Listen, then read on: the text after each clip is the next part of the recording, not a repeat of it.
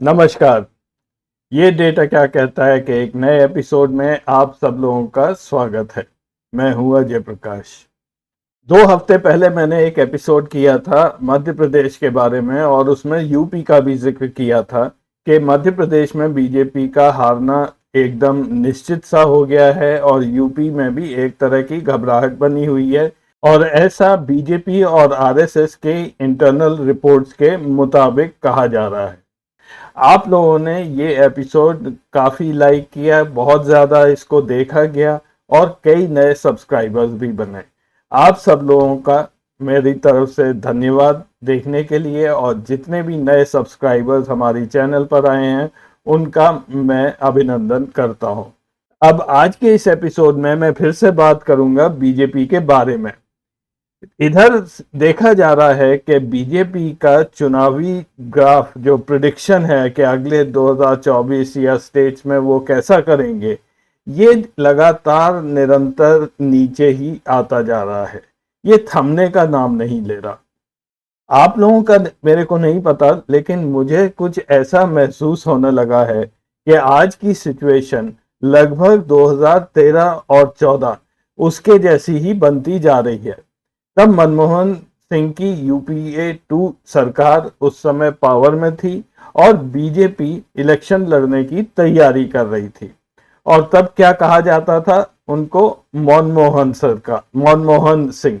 और आज मोदी जी क्या बने हुए हैं? वो केवल मन की बात करते हैं, उसके अलावा वो कहीं भी मुंह नहीं खोलते हैं। दूसरा, उस समय क्या बोला जाता था? Policy paralysis. तो आज भी वही सिचुएशन है, ये उससे भी ज्यादा बदतर हो चुकी है। आज तो पार्लियामेंट भी नहीं चलता है।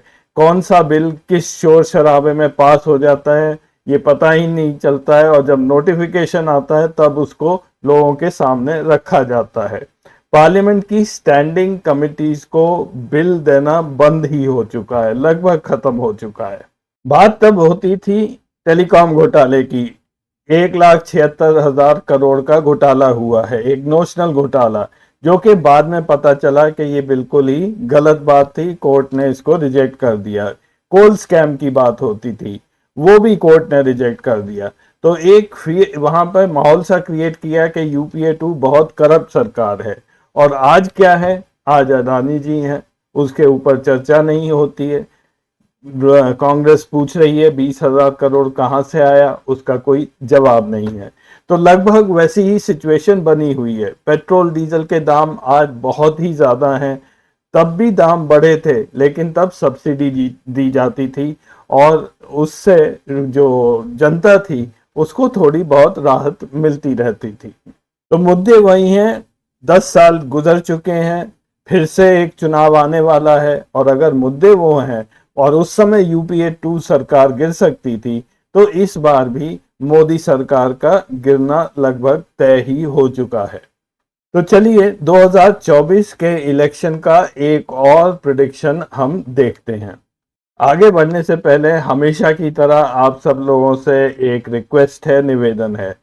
आप चैनल को सब्सक्राइब अवश्य करें, इससे हमें थोड़ी बहुत मदद मिल जाती है। और अगर आपको ये एपिसोड अच्छा लगे तो अपने दोस्तों के साथ ज़रूर शेयर करें, लाइक करें और अपने कमेंट्स ज़रूर नीचे लिखें। हम हमेशा आपके कमेंट्स का इंतज़ार करते हैं। फरवरी के महीने में एक एजेंसी है लोकपोल, जिन्होंने पोल प्रिडिक्शंस दिए थे कर्नाटक के बारे में, और 2024 के लोकसभा इलेक्शंस का भी इन्होंने तब एक प्रिडिक्शन दिया था। इनका डेटा लेकर मैंने कई एपिसोड्स किए थे, कर्नाटक के बारे में भी और लोकसभा के बारे में भी। तो लोक पोल का जो एक प्रिडिक्शन आया था 16 फरवरी 2023, उसका मैं एक समरी जल्दी से दिखा देता हूं। 2019 के इलेक्शंस के बाद एनडीए के पास 352 सीट्स हैं, 352। यूपीए के पास 91, 91, और अन्य सब पार्टियों का मिला के उनको 100 सीट्स आई थी। आज की तारीख में 2023 में, जबकि इलेक्शन जनरल इलेक्शन होने में केवल एक साल बचा है, एनडीए घटकर 329 पे आ गया है, 329। यूपीए बढ़कर लगभग 114 सीट्स हैं उसके पास, और अदर पार्टी अन्य सभी अभी 100 सीट्स उनके पास वैसी की वैसी बरकरार हैं। और लोक पोल के हिसाब से जो प्रेडिक्शन तब आया था कि 2024 के बाद एनडीए घटकर 258 सीट्स पे आ जाएगा, यूपीए 146 पर पहुंचेगा और अन्य सभी पार्टियां 139 सीट्स होंगी। और इसीलिए अन्य जितने भी दल हैं उनका एक बहुत ही अहम रोल रहेगा।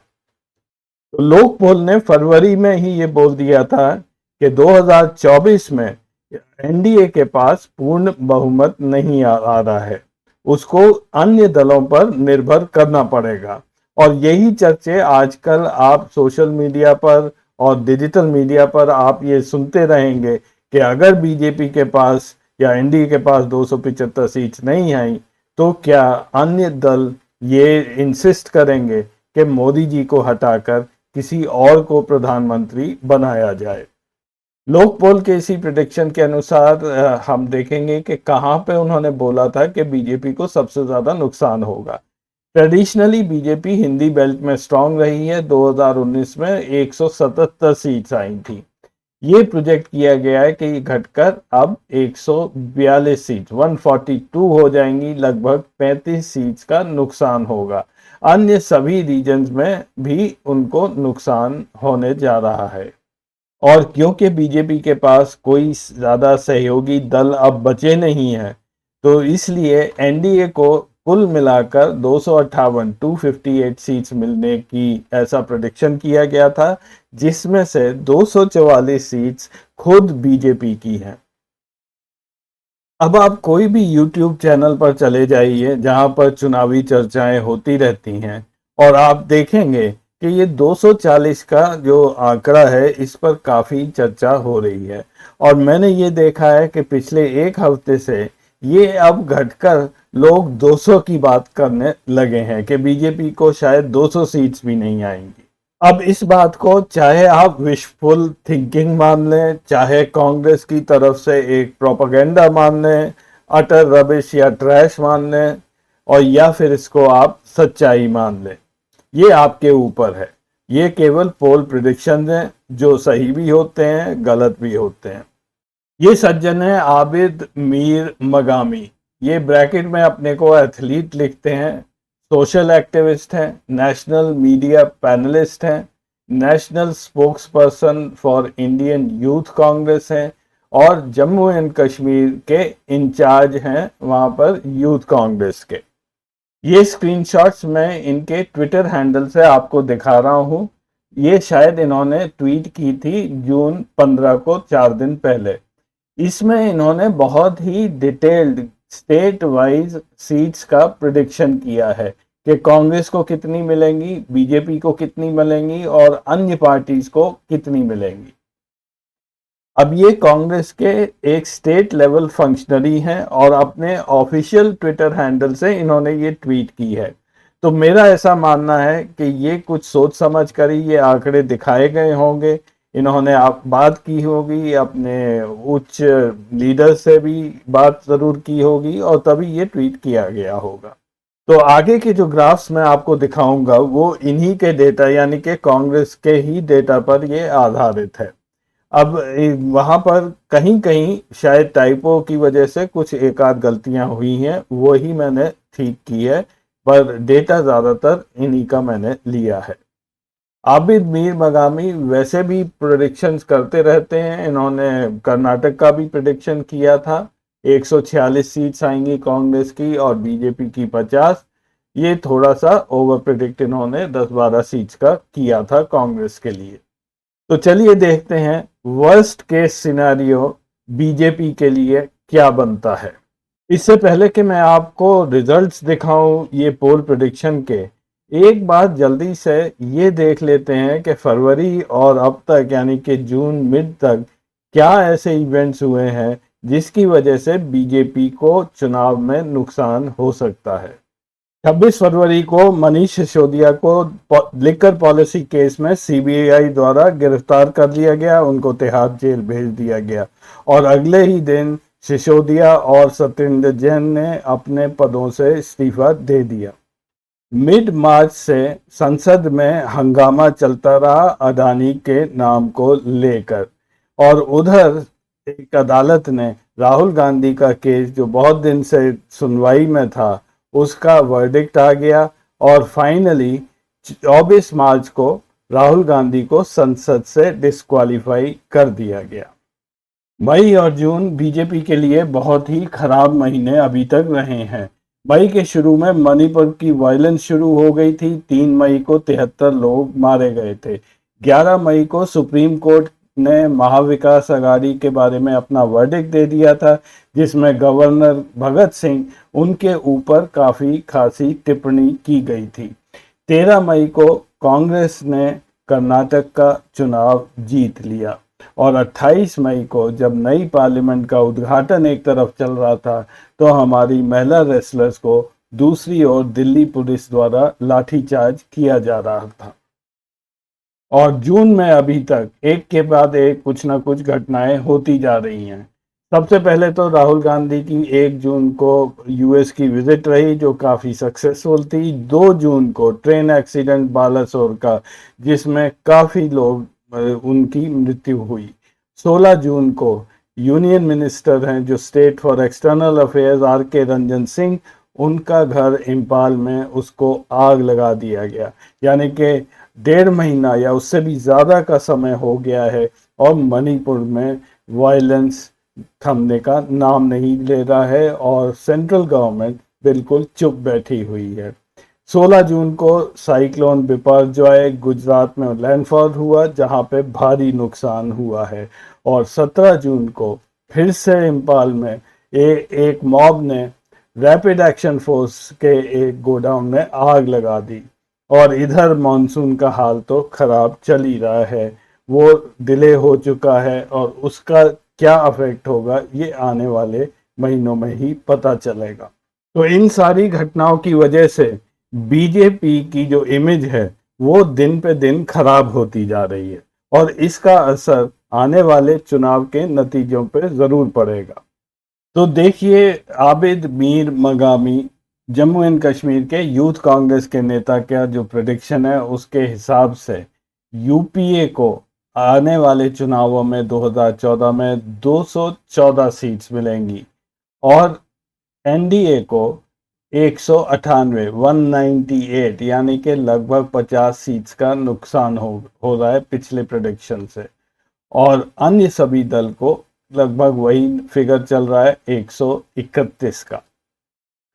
याद रखिए, ये वर्स्ट केस सिनेरियो है जो उन्होंने अपने ट्वीट में प्रिडिक्ट किया है। 2019 के इलेक्शन रिजल्ट्स के मुकाबले में अगर इनका प्रेडिक्शन हम देखें तो बीजेपी को साउथ में तब 29 सीट मिली थी जो अब गिरकर 12 हो जाएंगी, क्योंकि कर्नाटक अब उनके हाथ से निकल गया है। हिंदी बेल्ट में 177 सीट्स थी बीजेपी के पास, जो घटकर अब 103 होंगी, ऐसा इनका मानना है। इसका कारण यही है कि मध्य प्रदेश, छत्तीसगढ़, राजस्थान और यूपी में जो पिछली बार जितनी सीट्स बीजेपी की आई थी इस बार नहीं आ पाएंगी। नॉर्थ ईस्ट में लगभग वही नंबर है, नॉर्थ उत्तर भारत में भी लगभग वही नंबर है, उसमें थोड़ा एक आध सीट बीजेपी को ज़्यादा मिल सकती है। और भारी नुकसान ईस्ट में होगा क्योंकि तृणमूल कांग्रेस अब बहुत स्ट्रांग है इस वक्त वेस्ट बंगाल में। पश्चिम में पहले 51 सीट्स आई थी जो घटकर 42 के करीब आएंगी। ये इसका सीधा कारण महाराष्ट्र में जो शिवसेना का स्प्लिट हुआ है उसकी वजह से बीजेपी को कम सीट्स आएंगी।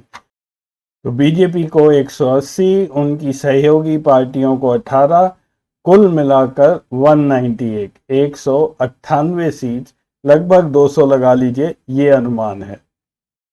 और जितना नुकसान एनडीए का हो रहा है उतना ही उधर फायदा यूपीए को होगा। 2019 के चुनावों के बाद कांग्रेस को 52 सीट्स, 52 सीट्स, एलाइज को 39, कुल मिलाकर 91 सीट्स थी, 91 सीट्स थी यूपीए की। इस बार इन्होंने प्रिडिक्ट ऐसा किया है कि कांग्रेस को 142, एलाइज को 72, कुल मिलाकर 214 सीट्स आने की उम्मीद है यूपीए की 2024 के चुनावों में। आबिद मीर बंगामी ने स्टेट वाइज, पार्टी वाइज ये डेटा प्रेजेंट किया है। इस एपिसोड में मैं ये नहीं दिखा पाऊंगा, लेकिन मैं कोशिश करूंगा एक और एपिसोड बनाऊं जिसमें मैं आपको वो लिस्ट भी दिखाऊंगा कि इन्होंने ये आंकड़े कैसे जोड़े हैं। काफी कुछ इस पर निर्भर है कि कांग्रेस आने वाले 4 राज्यों के चुनावों में कैसा परफॉर्म करती है, तेलंगाना, छत्तीसगढ़, मध्य प्रदेश और राजस्थान में। और दूसरे, विपक्षी एकता की जो बात चल रही है उसका क्या नतीजा निकल कर आता है। और अगर ये अनुमान बिल्कुल ही गलत है तो फिर कहीं पर वो 240 का जो आंकड़ा आजकल डिस्कस हो रहा है वो सही लगने लगता है। तो आज के एपिसोड में बस इतना ही। अगले हफ्ते फिर मिलेंगे कुछ नया डेटा लेकर। तब तक के लिए नमस्कार।